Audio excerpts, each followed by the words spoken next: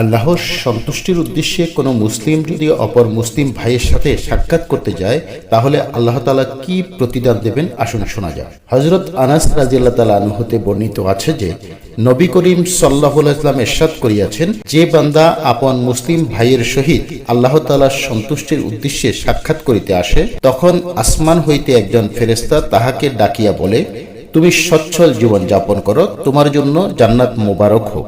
আর আল্লাহ তাআলা আরশওয়ালা ফেরেশতাদের বলেন, আমার বান্দা আমার উদ্দেশ্যে সাক্ষাৎ করিয়াছে, তাহার মেহমানদারি করা আমার জিম্মায়, এবং উহা এই যে আল্লাহ তাআলা তাকে জান্নাতের কম বিনিময় দান করবেন না।